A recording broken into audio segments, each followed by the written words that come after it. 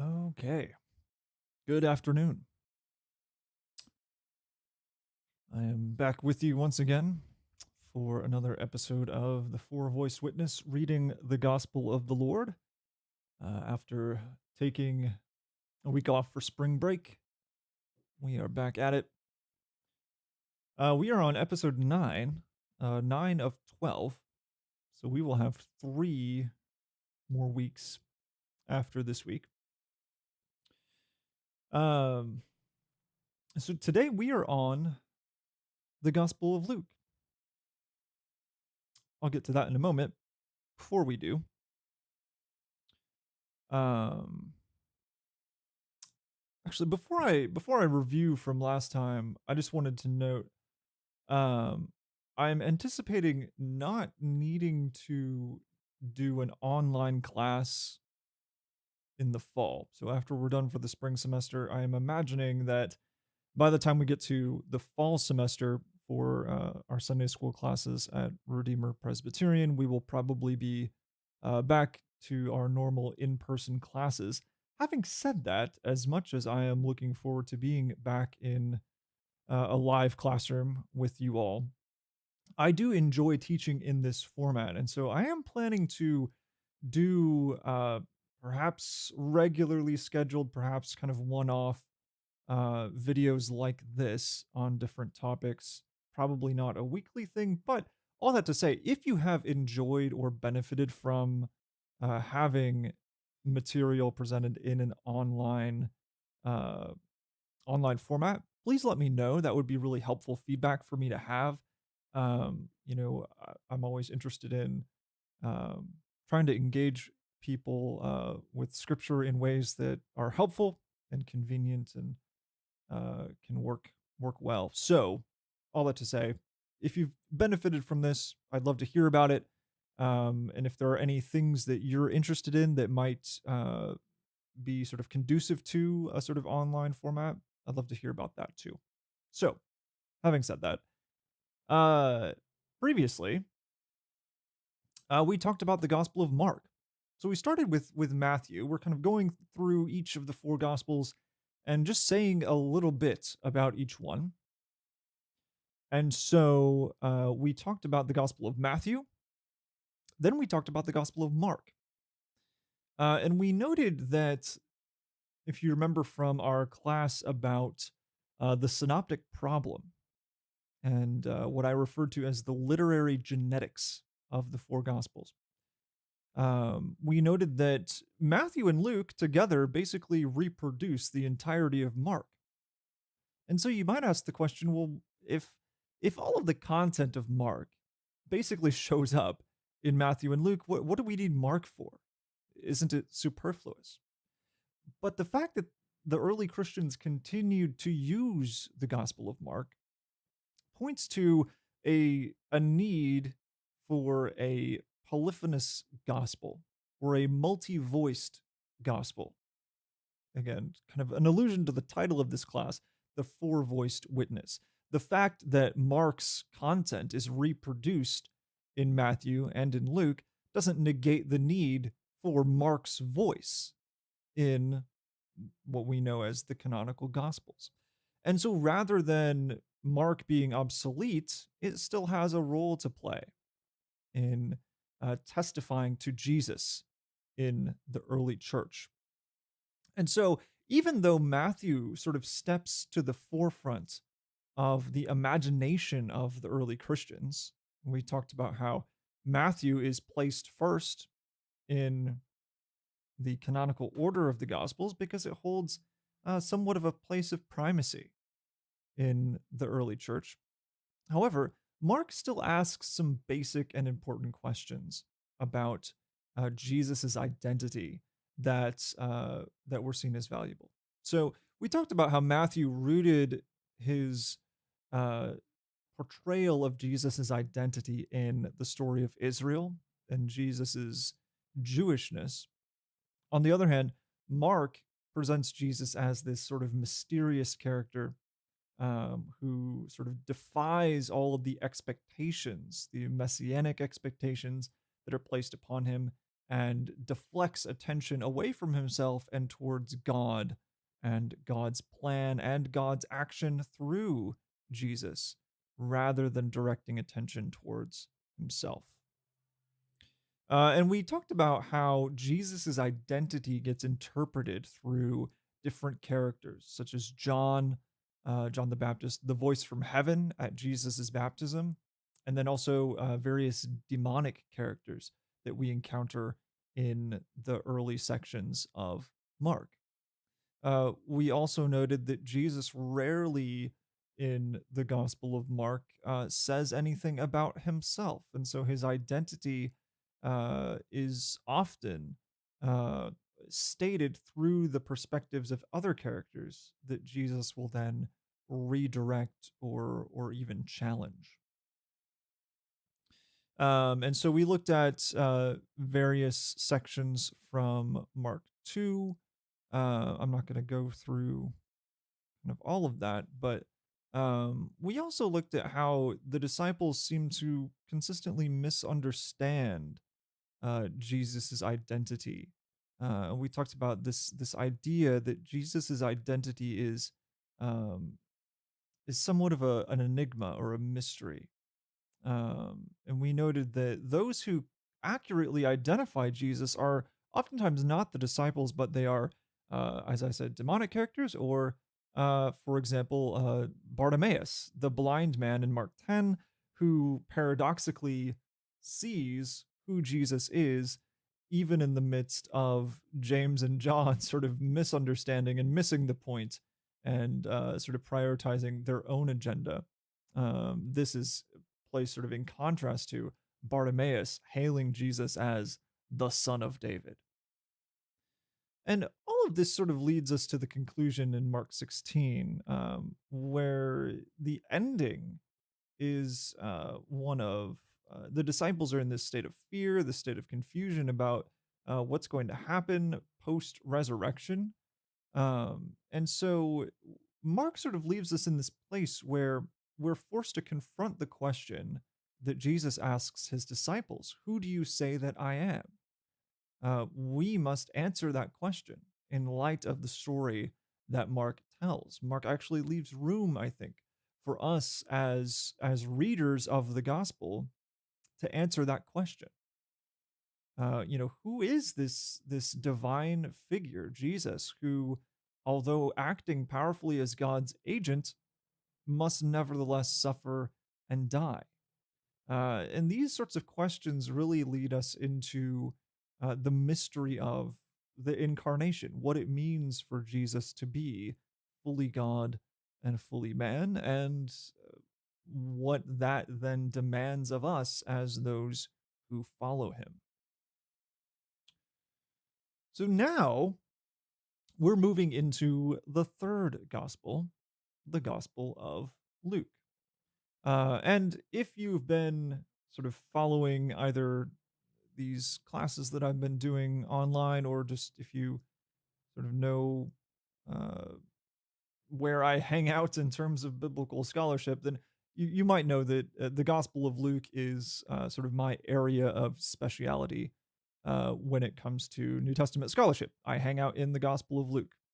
And so, um, how do you sort of pick what to talk about? I don't know. I've sort of, instead of trying to pick the one super important thing that I want to communicate about the Gospel of Luke, if I only had one talk to do it in, I've sort of chosen to lay aside that burden, and I'm just going to present some things that I've been thinking about recently that I think connect with the direction of this class. So hopefully that will be interesting. Um, one thing I do think is fascinating about the Gospel of Luke, and to be frank, the other Gospels as well, is that the Gospel of Luke has a sequel, the Acts of the Apostles. So you may hear me from time to time refer to Luke Acts. That is the Gospel of Luke and the Acts of the Apostles. These are thought to be two parts of one singular literary work. And so the Gospel of Luke, although it's not followed in its canonical order by Acts, Gospel of John comes in between. Acts is very much a sequel to the Gospel of Luke. And it's not actually the only gospel with a sequel or with connected works in the rest of the New Testament. The Gospel of Mark, for example, is sometimes connected with Peter and his teaching, and so we might think of First and Second Peter as being kind of connected in a way with the Gospel of Mark. It's thought that Mark was in some way drawing on the teaching of Peter when writing that gospel. The Gospel of John, of course, is connected with the Johannine epistles and Revelation. And it could be argued that Matthew has a loose connection with Didache, which we covered last semester in our discussion of the Apostolic Fathers. But at least with Luke Acts, we have an explicit connection between the two books in sort of a canonical sense. Luke and Acts are very much connected, which I think is interesting. Today, of course, we're going to be focusing on the Gospel of Luke as opposed to the Acts of the Apostles. But, I would be remiss if I didn't mention the Acts of the Apostles because Acts is, in terms of how the Gospel of Luke is witnessing to the work of Jesus, which is kind of what we're thinking about here. The four-voiced witnessing to Jesus acts as a part of Luke's witness. And so the Gospel of Luke ends with Jesus' ascension, and the Acts of the Apostles begins by referencing the things that Jesus began to do and to teach in the Gospel of Luke, implying that the church's story, as it is laid out in the Acts of the Apostles, is a continuation of the Gospel's account of Jesus' life. So I think Acts is a very much a part of how the Gospel of Luke witnesses to Jesus. But of course, we're wanting to focus on the four canonical Gospels, so I will just reference that. We won't go into that today, but it's a very interesting idea. How do the Acts of the Apostles continue to witness to Jesus by telling the story of the apostles? That's a fascinating question. But to kind of set up our discussion for today, the Gospel of Luke sets out with a particular purpose. Luke's purpose in writing is to really bring followers of Jesus from one state into another. That is, to bring those who are already in the community of faith into a greater faith, a greater confidence in their knowledge about Jesus. And so I want to just kind of back up and talk about the introduction to the Gospel of Luke. I think any really good reflection on the Gospel of Luke should tie in some way to the introduction, because there's so much, even in those first four verses, there's so much there that kind of gives us a peek into what the author of Luke is trying to do with this text. And if you have been in one of my classes on the Gospel of Luke, this will probably be familiar to you. So I'm just going to read through these first four verses of the Gospel of Luke and make a few comments, and then we will look at some other bits of Luke as well. The Gospel of Luke begins in this way.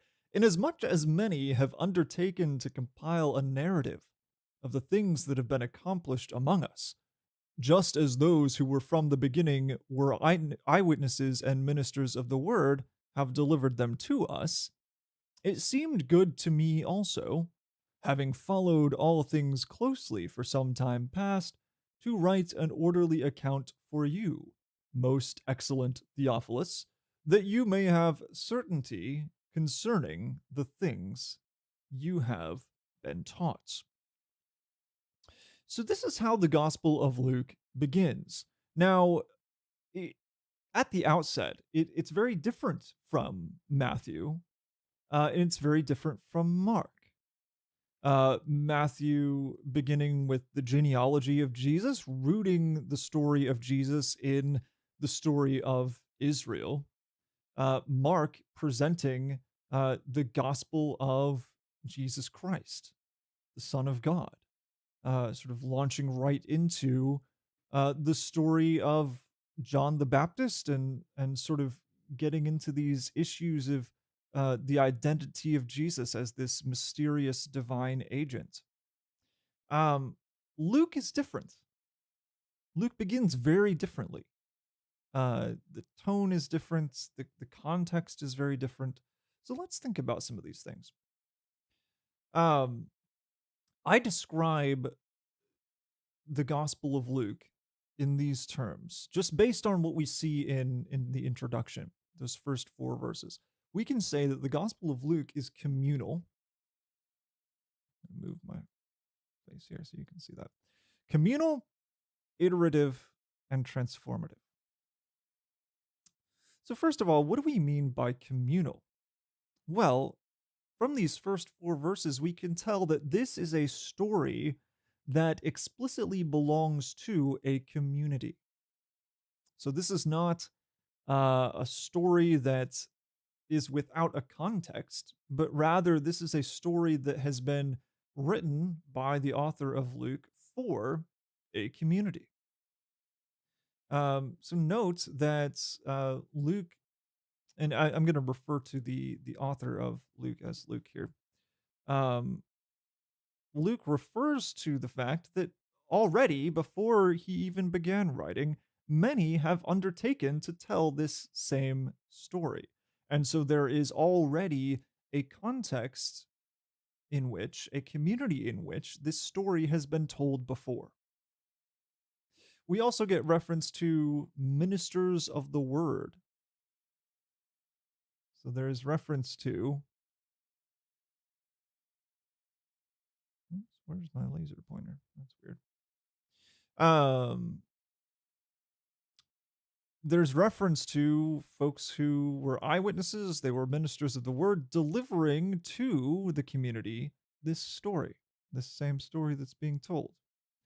And so, all that to say, there is a community with leaders, trusted individuals, bearers of tradition. And Luke is self consciously writing a story to or for that community. And so this is not a story that has been written for just one individual to benefit from, but this is a story that is written within the context of the community of faith for those in that same community of faith. Number 2, this story is iterative. What do I mean by that? Well, what I mean is that Luke Acts represents a return to a story that is already well known. Uh, Luke here assumes that his audience already knows this story. So, as I said, there's already notions of tradition, uh, tradition that has been delivered by what he refers to as eyewitnesses and ministers of the word, delivering the story of the things accomplished among us to the community.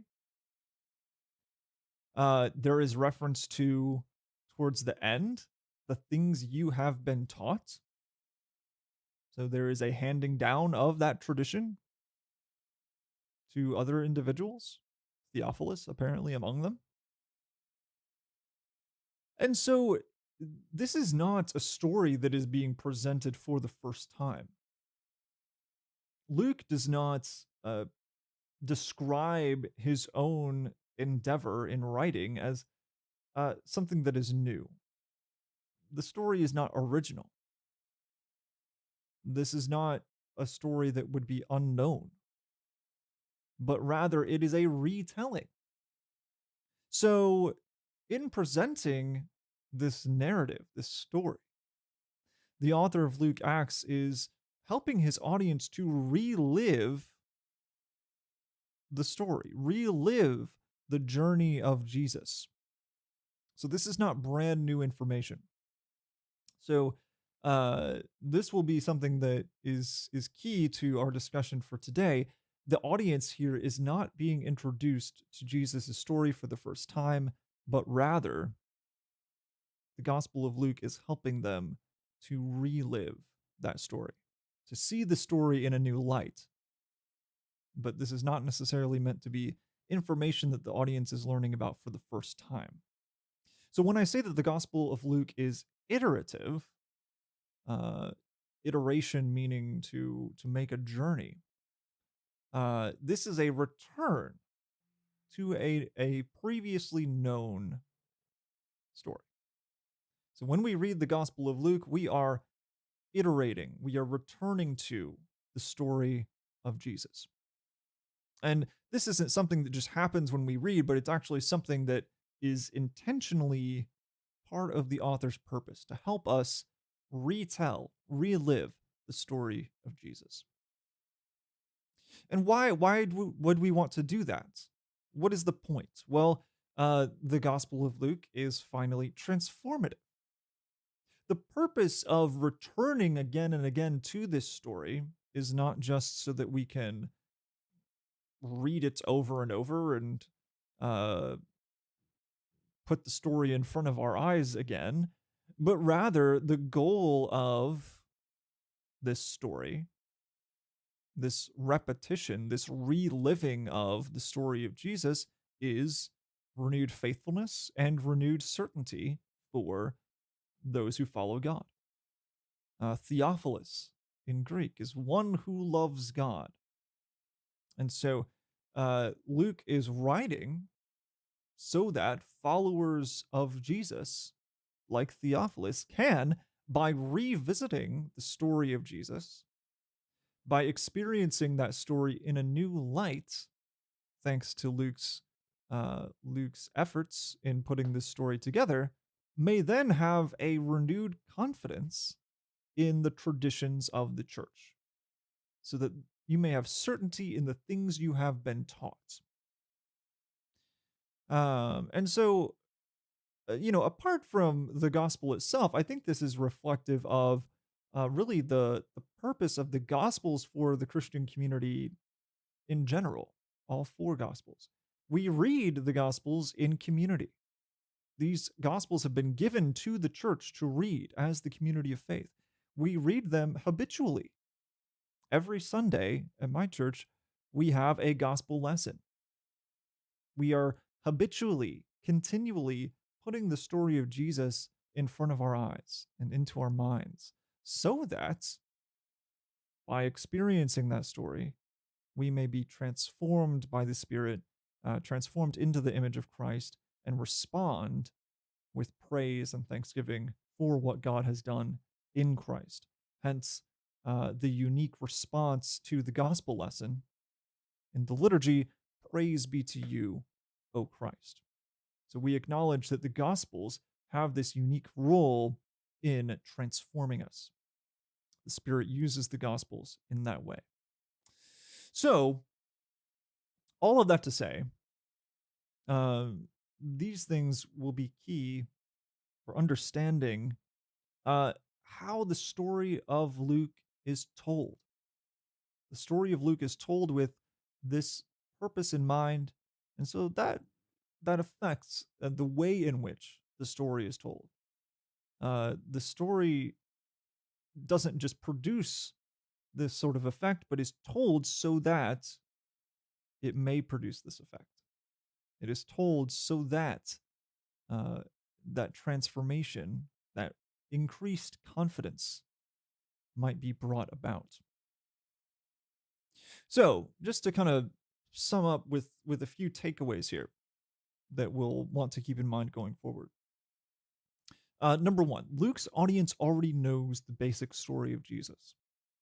And it's impossible to know exactly what the original audience of Luke would have known.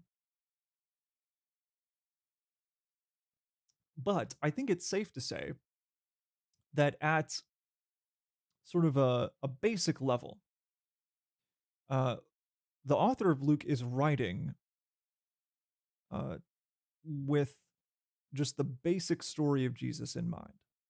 That is, um, there is an assumption that the audience would already know just some basic facts about Jesus's life. Um, and if for our purposes today, that will include Jesus's death and his resurrection.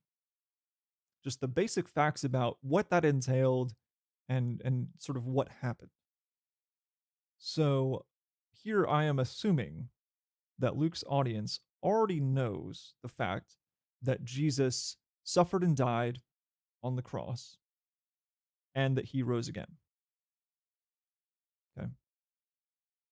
Number two, the way that the gospel retells this story of Jesus is intended to increase the certainty of the audience. And so, what we're going to look at today is that one way in which this is accomplished can be seen in the passion predictions of Jesus and the way those are handled in the story. Um, okay, so I'm going to bring those up right now.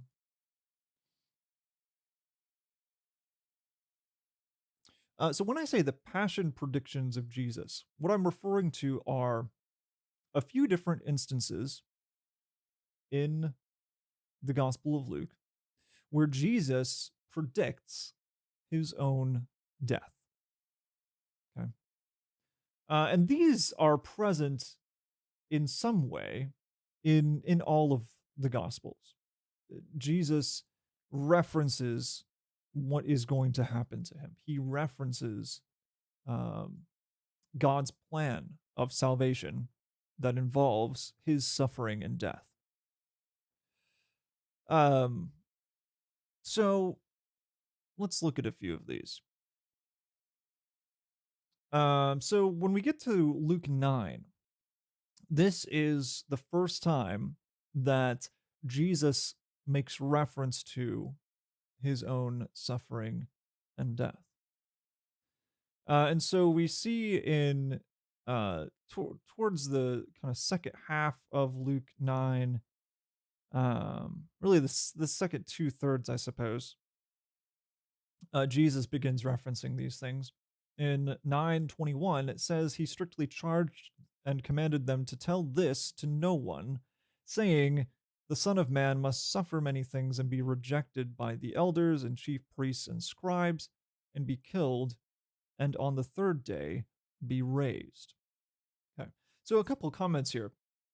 This is the first time that Jesus has talked about this. This is the first clear indication in the story of Luke that we get that Jesus is going to suffer and die.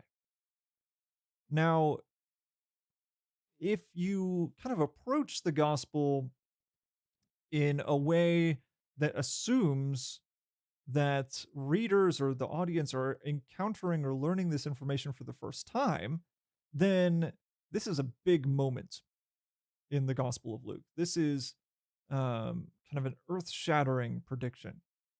It might increase the suspense or tension in the story. Like, what? Jesus is going to suffer and die? Uh, wow, that's shocking information. However, if you're approaching the gospel and assuming that the audience already knows that this is going to happen to Jesus, things are a little different. So if you're a Christian and you're reading the gospel and Jesus says, "Ah, yeah, I'm going to suffer and die," you already know that that's going to happen. So that makes sense. You're listening to Jesus make a prediction about something that you are already aware of. So that kind of changes things up a little bit.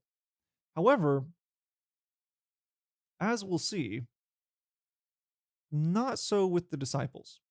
So if we are kind of inhabiting the character of Theophilus, right? The person to whom Luke addresses his gospel. Theophilus already knows that Jesus is going to suffer and die. So when Theophilus hears Jesus say, "The Son of Man must suffer many things and be rejected and killed and raised," Theophilus says, "Ah, yes, I am aware of this.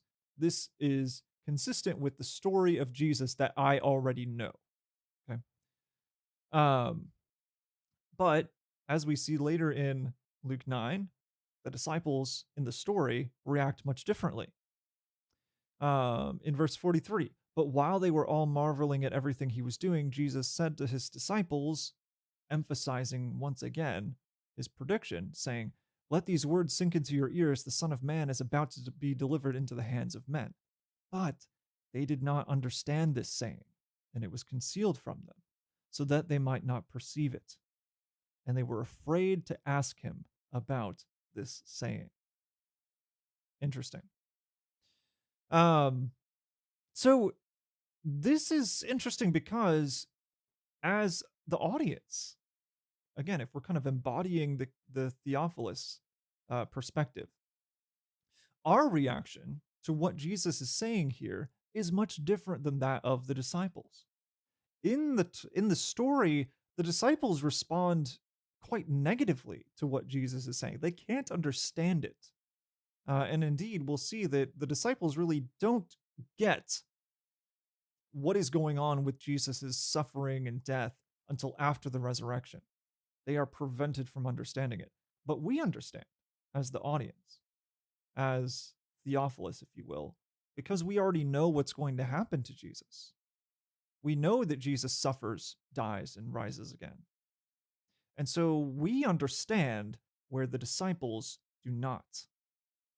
And up until this point in the story, if you kind of just read through the Gospel of Luke, especially, in Luke really 4 through the first part of 9, we're kind of invited to take on the perspective of the disciples.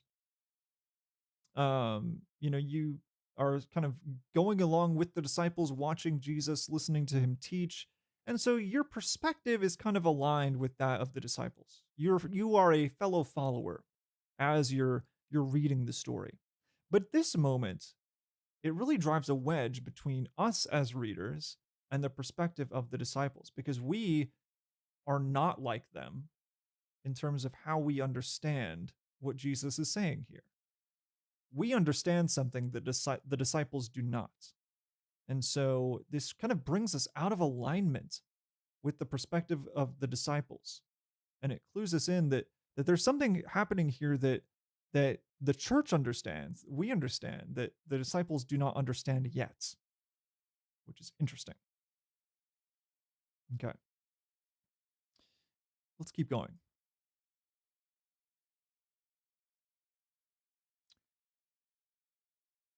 So this is I believe the last time that Jesus references his own death on his way into Jerusalem. So by the time we get to chapter 18, Jesus is about to enter Jerusalem. And in chapter 18, starting in verse 31, it says, "And taking the 12, he said to them, 'See, we are going up to Jerusalem, and everything that is written about the Son of Man by the prophets will be accomplished. For he will be delivered over to the Gentiles, and will be mocked and shamefully treated and spit upon. And after flogging him, they will kill him, and on the third day he will rise.' But they," that is the disciples, the 12, "understood none of these things. This saying was hidden from them, and they did not grasp what was said." So, by this time, again, if you are somebody reading the Gospel of Luke, you have now heard Jesus on 3 different occasions affirm the basic facts about his fate in Jerusalem, his suffering, death, and resurrection. Facts that you already know to be true. So, Jesus is, out of all the characters in the Gospel of Luke, the character that is the most trustworthy. He speaks with divine authority. If you think about scenes such as Jesus' baptism in the Jordan River, where he is affirmed from heaven by God, If you think about the scene in the Nazareth synagogue where Jesus reads from the Isaiah scroll and says, "The Spirit of the Lord is upon me." He is divinely anointed to speak the word of God, to do miracles, to bring about the justice of God. And so, out of all the characters in the story, Jesus is the one that we trust the most. When we hear the voice of Jesus in the Gospel of Luke, we hear a voice that speaks with divine authority. And so, when we hear that divinely authorized voice speaking, predicting things that we already know to be true, as an audience, that affirms our knowledge. That says that, yes, what you know about Jesus is indeed true because here is Jesus, the divine prophet in the story, saying the same thing. So, those basic facts about Jesus' life, the fact that he died, the fact that he rose again, things that are a part of the tradition of the church, are here in the story being spoken and affirmed and confirmed by Jesus. I hope that makes sense. So, this has the effect of, again, confirming, lending certainty, to use the language of Luke's introduction, lending certainty to the things that the audience has already been taught. So, in that way, Luke is actually accomplishing his purpose. Remember, the purpose of the Gospel of Luke is to give certainty to the audience concerning the things they have been taught, the traditions of the church, via this narrative, this story that Luke tells. And this is an example of that actually happening. So, because Jesus is affirming the basic facts of Holy Week, essentially, that gives confidence to the audience that what they already know is indeed true, or is indeed trustworthy. This is not just something that has been handed down by the church, but is now it's being affirmed by Jesus himself in the context of this story. Okay. And one other thing to note is that in all of these predictions, uh, Jesus kind of gets a little more specific. These are essentially the same, but by the time you get to chapter 18, this is a very the detail here is quite graphic. Not only is he going to be delivered into the hands of men, or rejected, killed, and raised, but shamefully treated, spit upon, mocked, flogged, etc., etc. But once again, the disciples do not understand this, and so you have, on the one hand, Jesus himself, the divinely authorized voice within the story, affirming the audience's knowledge, our knowledge about what happens to Jesus in Jerusalem. But on the other hand, you have the disciples, the 12, the founding fathers of the church, if you will, who do not understand. Why is that? That's interesting. For the answer to that, we need to look at the resurrection. Chapter 24. I'll read this whole section here because it's fun to read it. So after the crucifixion, we get to chapter 24. And it says that on the first day of the week at early dawn, they went to the tomb. That is, some of Jesus's disciples, women, went to the tomb, taking the spices they had prepared. And they found the stone rolled away from the tomb. But when they went in, they did not find the body of the Lord Jesus. While they were perplexed about this, behold, two men stood by them in dazzling apparel. As they were frightened and bowed their faces to the ground, the men said to them, "Why do you seek the living among the dead? He is not here, but has risen. Remember how he told you, while he was still in Galilee, that the Son of Man must be delivered into the hands of sinful men and be crucified, and on the third day rise. And they remembered his words. And returning from the tomb, they told all these things to the 11 and to all the rest. Now it was Mary Magdalene and Joanna and Mary, the mother of James, and the other women with them who told these things to the apostles, but these words seemed to them an idle tale. They did not believe them. But Peter rose and ran to the tomb. Stooping and looking in, he saw the linen cloths by themselves. He went home marveling at what had happened. Okay, so these disciples go to the tomb to care for Jesus' body, which they think is still in the tomb. And instead of finding his body, they encounter these two shining men who seem to be angelic in some way. Two men in dazzling apparel who say something to them that's quite interesting. He's not here, he's risen. And they actually reference these same verses that we've been looking at, Jesus' predictions of his own death.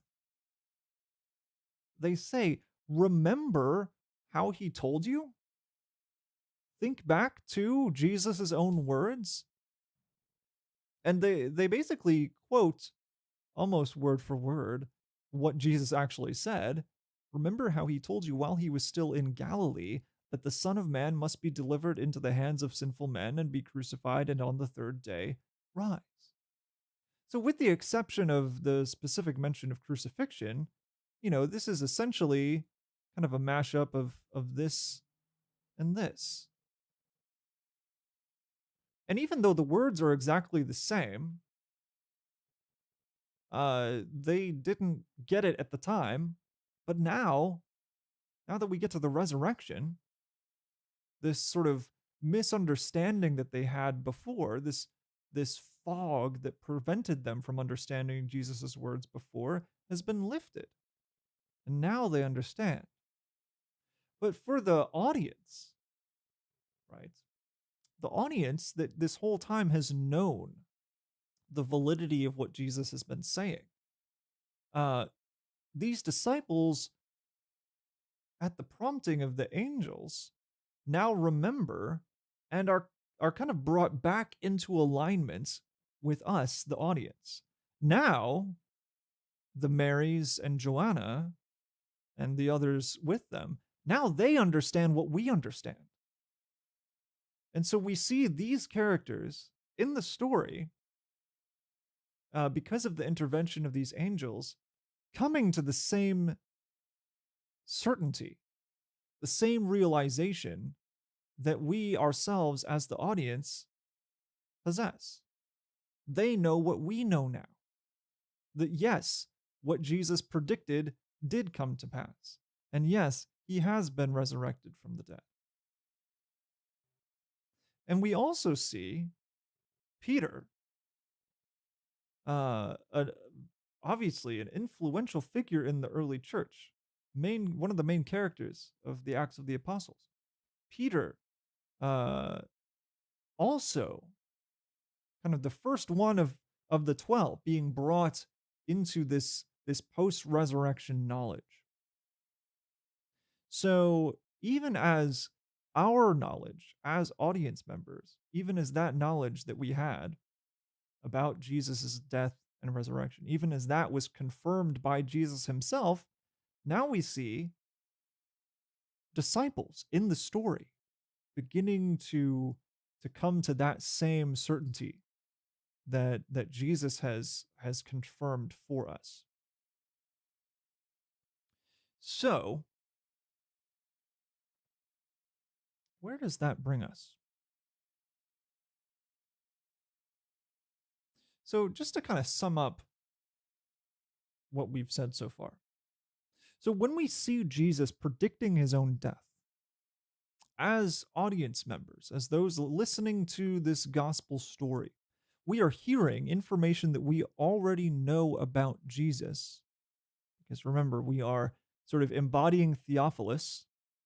We are uh, wanting the things we have been taught, the traditions of the church about Jesus, to be confirmed and affirmed by Luke's story. We are hearing our knowledge that Jesus will die, will suffer, die, and rise from the dead. We're seeing that being confirmed by Jesus himself. Jesus himself is saying, yes, this will happen to me. And so this isn't a shock. This isn't a moment of suspense like, oh gosh, is Jesus' prediction going to become reality? Is it going to come true? Is this really Jesus's fate as the Messiah? Well, no, we already know that it is. And so our own knowledge of Jesus' story, knowledge that we had before engaging with the Gospel of Luke, is confirmed by Jesus, even when the disciples don't understand. And so we're sort of uh, in a place where we understand something about Jesus and what he is there to do that the disciples don't. Interesting. And so this fog of misunderstanding that the disciples are under persists until after the resurrection, at which point we saw uh, the women who came to the tomb and to some extent Peter uh, coming out of that fog and joining us, the audience, in sort of the certainty of what has truly happened with the death and resurrection of Jesus. And so now, as audience members, we're sort of realigned with Peter, who is probably one of the people, at least, that the author of Luke is thinking of when talking about eyewitnesses and ministers of the word there in the introduction. Peter is one of the sources of the church's tradition about Jesus. And so seeing Peter and the 12 being brought back into alignment with what the church has taught about Jesus, again, confirms for us that yes, the things that we have been taught, the story of Jesus that we know, that God, through the death and resurrection of Jesus, has brought his justice, has brought his salvation. Those things are confirmed for us through the way that these passion predictions are handled in the story. Um, and so I'd kind of sum it up this way. Um, the Gospel of Luke, by intentionally retelling this story of Jesus to a community that is already in the process of living out the life of disciples, a life of discipleship after the resurrection, after Pentecost, Luke is, I think, uniquely positioned among the four Gospels to encourage Theophilus, that is, those who love God. Um, I don't think the Gospel of Luke is meant to convert. It is instead meant to confirm and encourage those who are already within the community of faith. And so, having that unique purpose in mind, uh, you know, as I said, Luke's introduction is unique among the four Gospels. It's very different from Matthew's or Mark's or even John's. John, the beginning of John is very different for all kinds of reasons. But I think the Gospel of Luke is especially interesting because we get that look into the purpose. What is happening?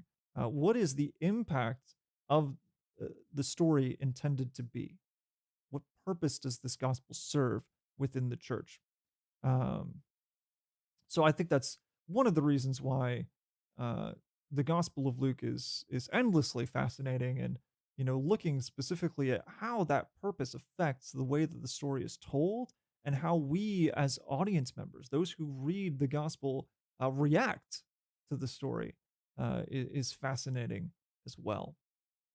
Um, so next time we're going to look at the Gospel of John. I'm not quite quite sure what we'll talk about in reference to John.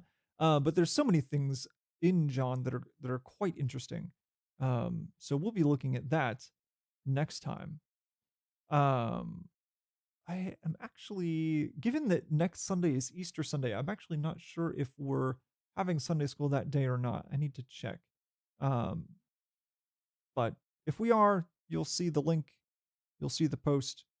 If not, I will see you the week after. Um, and like I said at the beginning, if you have any feedback for me about kind of the online format and whether or not that would be helpful to you going forward, let me know. Also, if you are a part of the Redeemer community, I am working on organizing um, a reading group to go through On the Incarnation by Athanasius, probably starting in May. So, if that is of interest to you, let me know.